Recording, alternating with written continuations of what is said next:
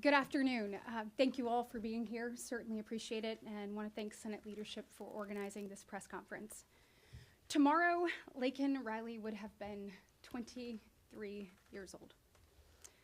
Her killer should have never been able to be in the U.S., especially after being charged with multiple crimes. Laken's murderer, while he should not have been here, had he been detained, this never would have happened. And her murder is actually the consequence of Biden-Harris open border policies. If you think about the last 4 years, there has been no more litigated issue than our wide open border. And the American people spoke loud and clear on November 5th and entered a verdict. And that verdict was they wanted a secure border and they wanted safety for American citizens. We are listening to the American people, and it seems that some of my Democratic colleagues are also hearing the American people today. They know that their open border policies will not work, and that common sense solutions like the Laken Riley Act are needed to keep the safety and security of American citizens at the forefront. I want to start by thanking Representative Mike Collins, who was gracious enough to be with us today. This is Mike's bill. Mike came up with this after her hearing and listening to the devastating impact of Laken being taken from us all too soon, listening to the needs of his constituents, actually trying to find common sense solutions, and bringing forth legislation that would actually achieve that goal. If every member of the House and the Senate actually was responsive to the needs of the people they serve in the way that Mike has been, this would certainly be a better place. Thank you, Mike, for your leadership. Thank you to Senator Budd, who also carried this piece of legislation here in the Senate. His leadership has been tremendous. Last year, when we went down to the floor, not once, but twice, to try to make sure that the Laken Riley Act could get heard, could be put in front of the American people, unfortunately it was blocked by our Democratic colleagues. And if you remember, in the 118th Congress, under Democratic control, the Senate Judiciary Committee did not mark up one single bill related to immigration. That's at a point where we have a wide open border, when we know over 10 million people have come here illegally, when we know that there are over 2 million known gotaways, where we don't know who they are, where they're going, or what their intentions are. In the midst of all of that, they did nothing. But today, because of the leadership of Senator John Thune, Leader Thune, we had an opportunity to change that. So Leader Thune, thank you for doing this. Thank you for putting this on the floor. I also want to thank Senator John Fetterman. John Fetterman stepped up along with all 52 Republicans that co-sponsored this legislation right out of the gate upon entry and put his name on this as well. Common sense solutions to keep Americans safe is what he prioritized and was willing to have the courage to speak up when no one else in his party was. This is a first step in making the American people's voices heard. Now listen, over the next couple of days, you'll see special interest groups try to kill this bill. If you are listening, if you are watching, call your senator today. Make sure they know how important this is. Make sure you know that this is the kind of work you want to see happen. You want to see people coming together and advancing common sense solutions to keep Americans safe and secure. So I say, let's get this done for Laken. Let's get this done so no family has to deal with the unimaginable that her family has been through. And let's make a difference, and let's put Americans first. Thank you. I want to thank Senators Britt and Budd for leading this important bipartisan effort that every single Senate Republican supports, and we picked up a few Democrats as well. And I also want to thank Congressman Collins for his leadership in getting this through the House of Representatives with a big bipartisan vote. I discovered I had the privilege of serving with his dad many years ago, a big admirer of his, and so thank you for your leadership. This is something that needs to be addressed. Laken Riley's horrific murder should have never happened. She should still be with us today, and if she was, as Senator Britt pointed out, she'd be turning 23 tomorrow. The individual responsible was arrested not once but twice, but was released by authorities in New York before an ICE detention order could be issued. This legislation is designed to make sure that that never happens again. The act is also designed to hold federal law enforcement officials accountable if they fail to detain criminals as the law requires, which is a troubling trend that we see across the country today. Now, as it goes to the process, I'm actually very pleased to see that we've got a number of our Democrat colleagues who have changed their tune on this and have allowed us to debate the bill. And quite frankly, I would say that's overdue. We should have passed this last year to ensure that this kind of tragedy never happens again. So allowing us to debate the bill is the bare minimum. But 60 votes on the front end, which is what we saw today, doesn't necessarily guarantee that they will provide the necessary votes on the back end. As the Senate considers this bill, we're going to get a sense early on whether Democrats are serious about working with us to prevent tragedies like this, or if they simply want to play politics with the issue. And let me just say, this is not a comprehensive immigration bill. This isn't even a border bill. It's not comprehensive in either sense. If senators have good faith ideas about how to improve the bill, great. But we are in the lawmaking business here, and we are not going to entertain political showmanship and unrelated efforts that stand in the way of preventing tragedies like this from happening again in the future. So again, thanks to Senator Britt for and her great leadership on this, and for Senator Budd and the work that they've done to ensure that this gets considered in the Senate, and I hope ultimately it gets passed, and that we do what we should have done a long time ago to prevent tragedies like this from happening.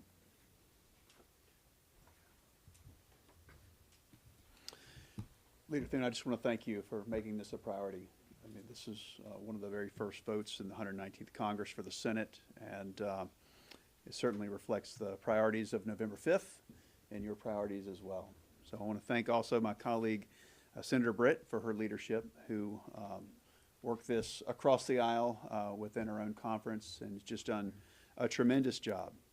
I see this as a father, and as a father of two daughters, and I can't imagine what the family has gone through. And I know many of us have children, and we hope that we never face what this family has faced.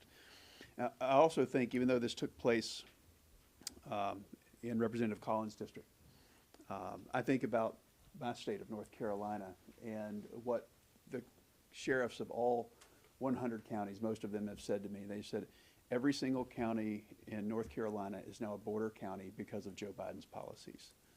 And so we've seen that the devastation of those policies in this tragedy that we saw last year. And policies, they have tragic consequences.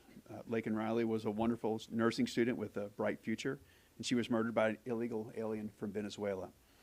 This killer should have been stopped, but tragically he wasn't. He should have been stopped at the border in 2022, but he was paroled into the country. He should have been detained when he was arrested in New York in 2023, but he wasn't. He should have been detained when he was arrested for shoplifting, but again, tragically, he wasn't. And we can't let something like this happen again. The Laken Riley Act requires ICE to detain illegal aliens who commit theft and shoplifting. And every Senate Republican supports this, including what we saw with the motion to proceed. And again, there's more work to do, as you mentioned earlier. But we're optimistic, and we're going to continue to work on this. And I can't think of a single reason why any senator would oppose the Laken Riley Act.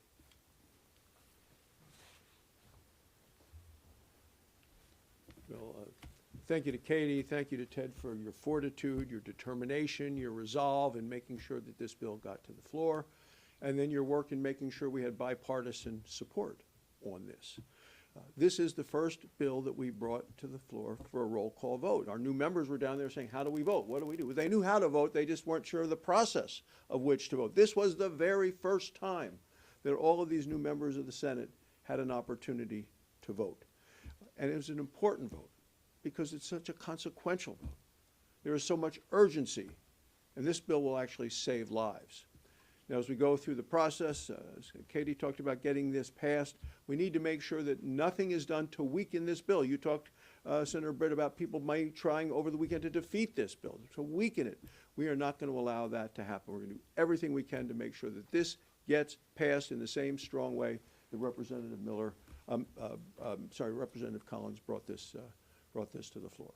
So we are encouraged by today. This is a commitment to put American citizens first, not illegal immigrants. And if everything goes as we're working so hard to do, this will be one of the first bills that President Trump signs into law when he takes office on January 20th. Senator Britt and Senator Budd, Representative Collins, thanks for all the work that you have done for Leader Thune, for bringing this to the forefront. We have a tremendous amount that needs to be done in this session of Congress. But we're still grieving over where America is with illegal immigration based on what's happened in the last 4 years. We have an individual that illegally crossed our border. He was able to cross our border and be paroled into the country because of overwhelming numbers. This would not have happened if the numbers were manageable, if we were detaining people, doing their hearings, and then processing and then deporting them, quite frankly. But because of overwhelming numbers, he was paroled into the country, then arrested again, and released. I had someone that asked me this morning when they asked me what I was voting on today and working on that was back home in Oklahoma. And I told him about the Laken Riley Act. And I told him what it did, that it was a very simple bill that dealt with someone who illegally came into our country and then committed crimes after that they were here that they should already be removed. Their very first statement to me was, isn't that already illegal? Isn't that already against the law? And I said to them, it is amazing and disappointing that we as a nation need to pass a bill to say to this and every future administration, and quite frankly the previous administration, this should never happen again. It shouldn't have happened in the first place, and we don't want any president in the future ever to just turn their head as the current president has done on the border and said that doesn't matter. Because of Laken Riley and her family, this most certainly matters. So this is a first small step to be able to get control of our border and to be able to make a clear statement. There are many more steps to go. And clearly President Trump is going to enforce the law. He's made that very, very clear. But for Laken Riley's family, we hope this brings some sense to them of purpose for a meaningless murder that happened to their daughter. So that's our prayer. This is the first step with the process vote today. There are many other steps to be able to go through in the next week, and we anticipate getting this passed, getting it over, and getting it signed. Thank you, Leader Thune. Appreciate the few minutes to speak to you. Senator Britt, Senator Budd, thank you. I appreciate the help over here. You know, I think I want to take just a quick minute and give you a different tact on this. You know, we have a criminal thug that came across the border illegally, him and his brother. Both of them got paroled, got sent on their way, taxpayer dollars, sent them to New York, sanctuary city, put a roof over their head, gave them clothes. Taxpayers been feeding them. Instead of them going out and getting a job and try to assimilate to our country, what'd they do? Oh, they brought their trade with them. What is that trade? It's being a criminal. Like so many criminals that got away. And what did they do? They started out with minor level crimes, endangering a child, shoplifting. The more that they get away with and the more we let these criminals go, it just emboldens them. And they step it up, and they step it up to the point where Jose Ibarra murdered a young 23-year-old girl, a 23-year-old student who had her whole life in front of her. They didn't come over here to assimilate, no. They came over here to continue what they were doing when they were back home when they get kicked out. That's to be a crook and a criminal. That's why the Laken Riley Act is so simple. Right now, local law enforcement can't contact ICE unless it's a major crime. Are we going to let every illegal criminal that comes over here, who already broke the law by breaking into our homes, our country, are we going to let them just continue to escalate the crime to the point where it gets to murder? Oh, by the way, now we'll arrest you. No. We need to kick them out with these low-level crimes. We need to go ahead and detain them, process them, and deport them. And I want to leave you with one last quick thing. Laken Riley's whole life, all she wanted to do was save lives. That's it. And when her parents told me if we could do anything, pass anything here that might make to where no other family has to go through this, then we should pass it without any problem, and they would be honored to put her name on it, because her name will live forever, and her name will continue to save lives across this country by making our community safer. So I appreciate what y'all are doing in the Senate. This is a bipartisan piece of legislation, and you saw it had bipartisan support. Had it in the House, and it's got it in the Senate. And I can't wait to get this thing on President Trump's desk and have him sign it into law. Thank you for letting me speak. Thank you. Yeah, questions? Yes, sir. So I have a question for you, and this is also related to, what universe of amendments would you be willing to consider? Is there, I mean, are you willing to amend the bill, and is there a certain period of time which you're gonna allow that conversation to go before you start to, or before you find closure on the bill? Do you want to take that? I mean, obviously, certainly open to that. We have been talking with our colleagues in the Republican conference, our colleagues across the aisle, and trying to get an idea of what a universe of amendments looks like. One of the things that Leader Thune said earlier, which was, this is not a comprehensive bill, so we're not interested in making it that. This is very targeted, and so we want to keep it in that realm. So amendments that deal with that are something that we're looking for, but as far as process goes, I need to That's right. come at you. Okay, who knew? Who knew? Could you talk about what has been a sea change from Democrats? I mean, Chuck Schumer did not bring this bill up and try to pass it or No. amend it. Now he's talking about supporting bringing it up. Yeah. You know, his He voted for it. He voted for it. He talked about voting to bring it up, and now he wants amendments when a lot of times he brought up bills and didn't have amendments. I'm wondering if you see the election and what happened, that the Democrats are getting. I bet attention. every one of my colleagues want to crack at that question. Look, this just shows that the Democrats, you know, how they've said they've had a communication problem on this issue, they haven't. They're just wrong on this issue, and they know it. And so what this shows you, I mean, I said it earlier, but you have the Senate Judiciary Committee that are supposed to be marking up bills that are going to make our country more safe and secure when it comes to immigration, that refine that process and make it work. And in the entire 118th Congress, they didn't mark up one bill, not one. And when we asked for this bill to be marked up, we said, let's do it, bring it forward, let's make it better, you know, let's talk about it. They wouldn't do it, and so we were forced to take it to the floor. Senator Ted Budd took it first. He tried to get it on the floor, they blocked it. I took it next with Senator Lindsey Graham. They blocked it. And so it's interesting now that they're willing to have this conversation. I certainly welcome it because the American people deserve it. But the truth is, we wouldn't be in this posture if it weren't for the Biden-Harris administration and their open border policies. I mean, in the first 100 days that Biden came into office, he did 94, 97 executive orders undoing the work that President Trump had done. They continued to turn a blind eye. You heard Senator Langford say it about abuse of parole, the Presidential Parole Authority. There have been numbers put forth in the Judiciary Committee, actually by Senator Lindsey Graham, saying that both President Obama and President Trump use the Presidential Parole Authority on average about 5,600 times a year. And yet you look at what President Biden was doing, and he's paroling people close to 1 million people a year on average. It is completely and totally being misused, and Democrats know it. They absolutely know it. They know this is not sustainable. They see what's happening from coast to coast. You can't walk in one community that we serve where someone doesn't talk to you about a child, a cousin, a brother, a sister that died of a fentanyl overdose. You start hearing stories like Laken Riley, like Rachel Moran, like Jocelyn Nungary.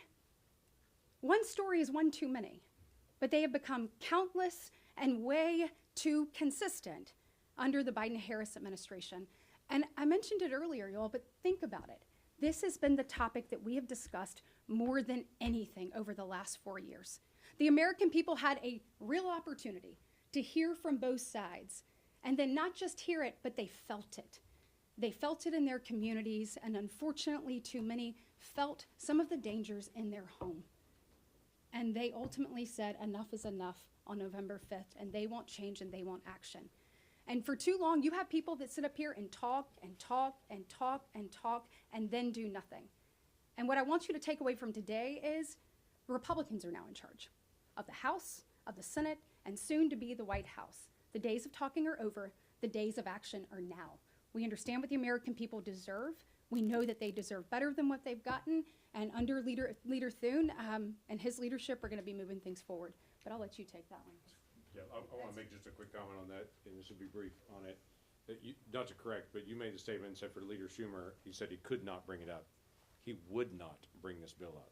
If he would have brought this bill up, this is what we would have seen on the floor. We had an open debate, and we would have passed it. The House passed it last year. Leader Schumer would not bring this up, could not bring it up.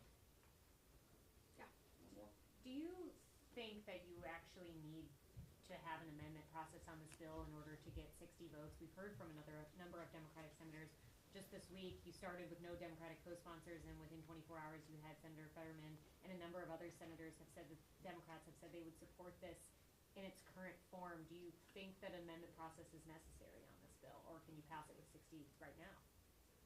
Well, I think that my Democratic colleagues have heard the American people. And so I think that they understand that we need action now. And so it would be my thought that we could likely pass this right now. If people keep their word and people are true to their constituencies and they actually put the needs of them first, it would be my hope that we could pass it right now. We're always up for improving and taking a look at it. And so that's what we'll be doing and making those assessments moving forward. Last question. Senator, what's your response to critics who have due process objections to the bill, saying that it would the detention of those who are not just convicted but arrested for crimes, as well as the fact that the bill has no sort of exclusion for minors? Yeah, so if you think about it, when you come across the border, let's say you're seeking asylum, what is actually mandatory right now is for you to be detained while that process moves forward.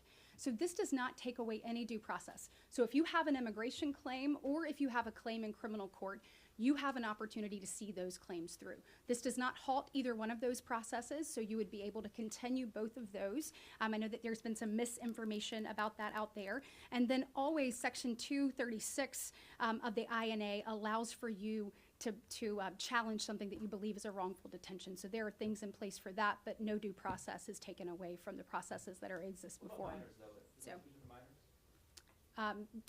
So look, if you think about this, you're coming across the border already illegally. You take a look at what's happening in our nation, and you look at repeat offenders. And so if you're detained, if you commit a crime, you need to be detained and see that through. So they'll be given due process, though. Senator, Absolutely. Senator, let me ask you-